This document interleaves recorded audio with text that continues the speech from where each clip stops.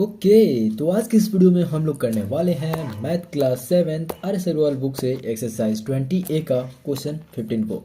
कह रहा है क्वेश्चन कि a wire is in the shape of square of side 10 centimetre. देखो कोई वायर है जिसका शेप जो है कुछ इस प्रकार से है, ठीक है।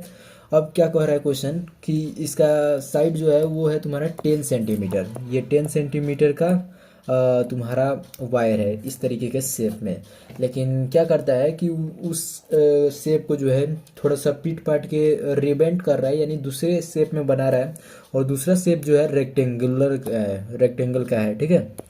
अब मान लेते हैं इस शेप को हम लोग यहाँ पे ऐसे चेंज करके ऐसे बना दिए, ठीक है।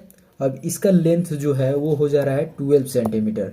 ये मान लेते हैं 12 सेंटीमीटर लॉन्ग हो गया, ठीक है।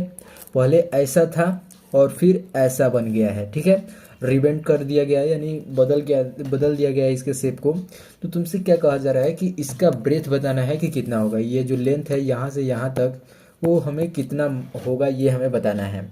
और अगला बात क्या कर रहा है, which figure encloses more area and by how much.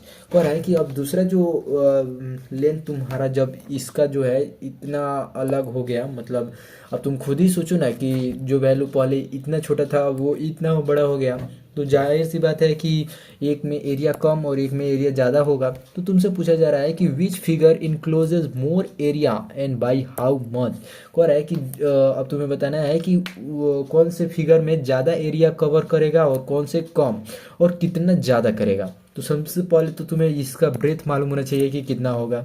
और इस ब्रेथ को निकालने के लिए सिंपल एक फॉर्म है, क्या कि इसका जो पेरीमीटर होगा उतना ही इतना इतना का ही होगा। कैसे मालूम चला है हमें, क्योंकि जो इसका पेरीमीटर होगा उसी को तो बेंड करके मैंने बदल के इसका ही इक्वल किया गया है। यानी जितना भी इसको पीट पाट करके किया गया है उतना ही इतना में बदला गया है। तो जितना पेरीमीटर इसका होगा उतना ही इसका भी होगा, ठीक है। और जहाँ तक बात रही एरिया की, तो साइड बदल जाने के बाद एरिया अपने आप बदल जाएगा, समझ में आया। लेकिन इसका पेरीमीटर जितना होगा उतना ही इतना का रहेगा।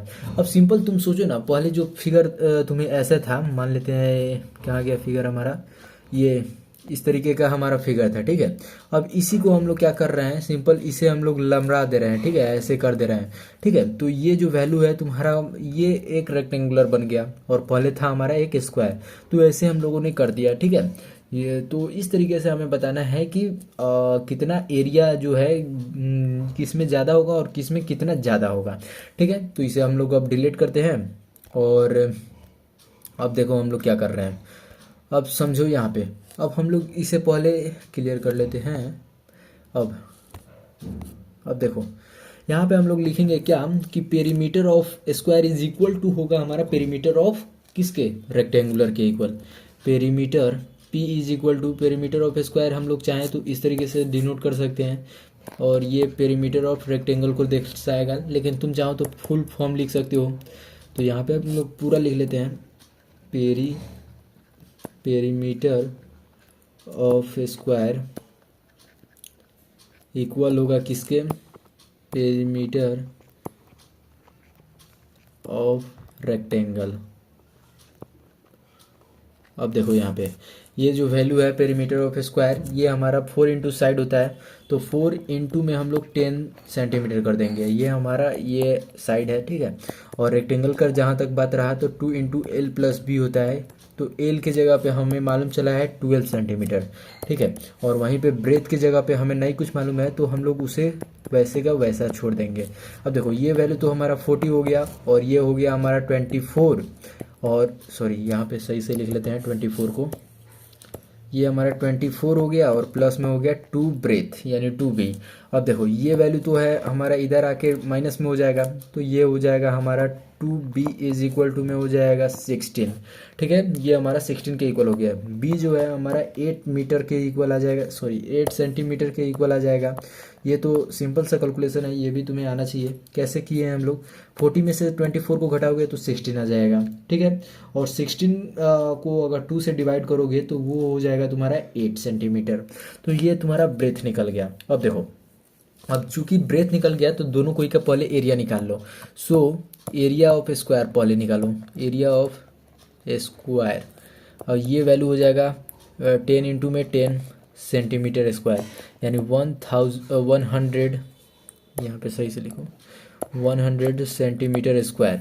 और वहीं पे हम लोग फिर से लिखेंगे क्या, एक मिनट, ये हम लोग एरिया ऑफ रेक्टेंगल लिखेंगे, एरिया ऑफ रेक्टेंगल, और ये इक्वल हो जाएगा एल इंटू में बी के।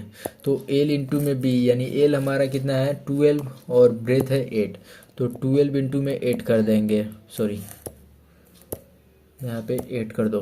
अब देखो ये वैल्यू जो है हमारा, अब सिंपल इसे हम लोगों ने मल्टीप्लाई किया तो ये हो गया हमारा 96 सेंटीमीटर स्क्वायर।